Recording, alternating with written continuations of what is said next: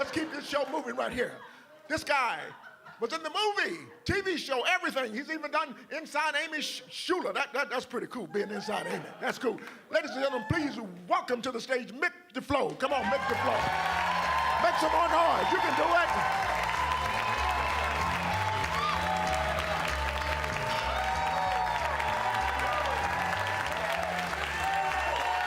All right. I don't have much time.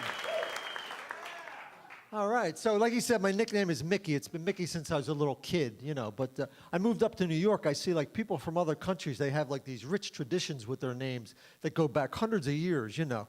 I met a guy last week, he says, hello, my name is Ami. In Hebrew, it means great leader of people. I said, I'm Mickey. I was a date rape drug back in the 30s.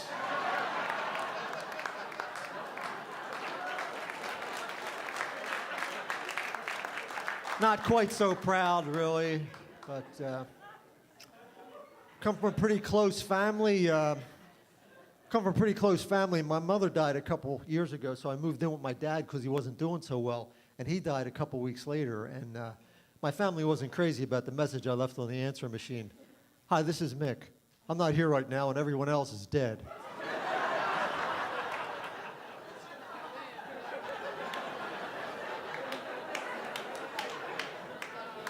You can leave a message at the beep, but what's the point, really? I mean, they're gone now. Had a pretty bad drug problem growing up. I've been clean for a long time, but I'm still amazed at the crazy shit people do when they get too high. Anybody reading about the guy in the Wu-Tang Clan a couple months ago? He was high on PCP, cut his penis off. Blamed it on PCP, cut his dick off, and I'm thinking, I don't know, I've smoked PCP before. I never once looked down and went, man, you are nothing but trouble. You have got to go. Didn't work that way for me, really. But,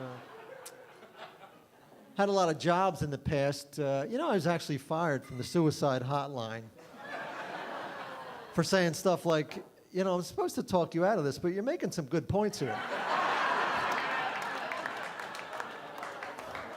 I may jump myself after this call, sir.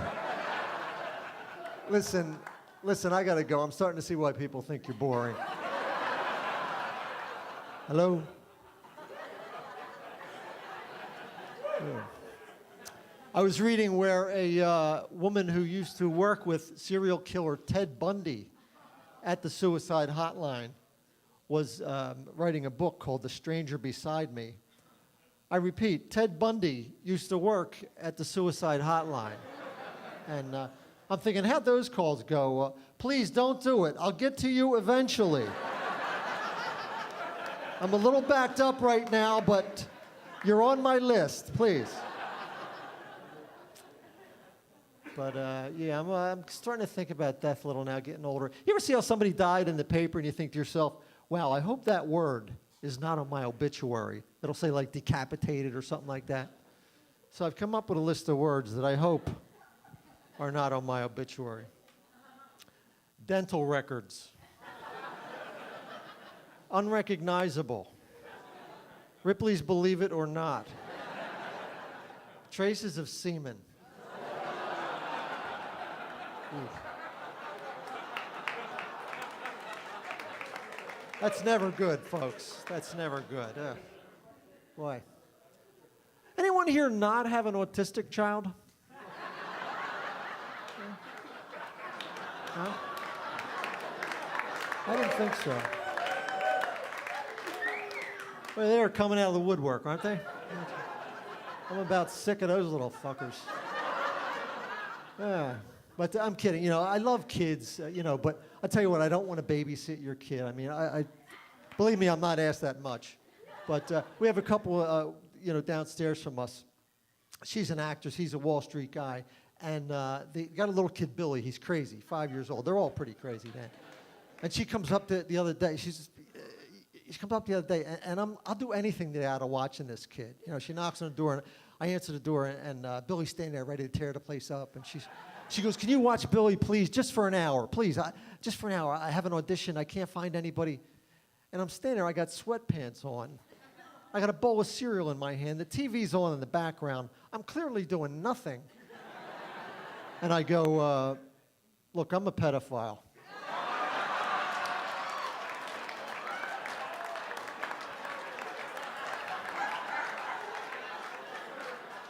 I'm not even allowed this close to the school, really. She goes, bullshit, I had to watch the kid. I hate that fucking kid. But I hate when people use children for an example for stuff. You ever hear someone say, hey, you want to get grateful?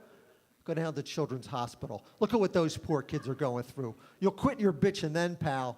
You'll get grateful then. And I'm like, can you do that? Can you just go down to the front desk at Children's Hospital? Yeah, I'd like to see the children, please.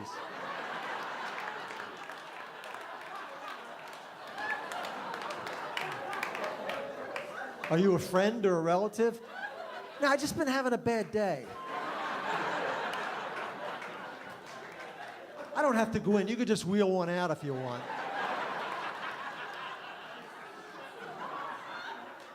I think so. Children's Hospital. But, yeah, anybody ever hear this restaurant, Hot and Crusty? Hot and Crusty. If you're going to sink a lot of money into a restaurant, would you name it Hot and Crusty?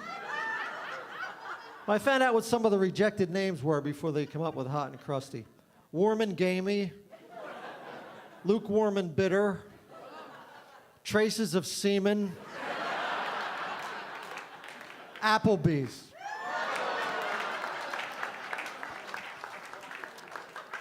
So I'm married now like 11 years. I have a great wife, but I think if you're in a relationship, eventually you're probably going to ask the question, you're sitting around some night talking about sex. How many people have you been with? How many people have you had sex with? And you're not going to want to hear what my wife told me. She goes, oh, God. I have no idea. I said, you don't think you maybe ballpark it for me? She goes, that sounds right, about a ballpark.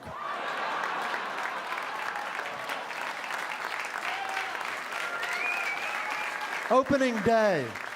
All right, I get it. But I'll end with this. They say, we don't agree on everything, even in the bedroom. For example, my wife thinks it's never appropriate during sexual role play to include a special needs character.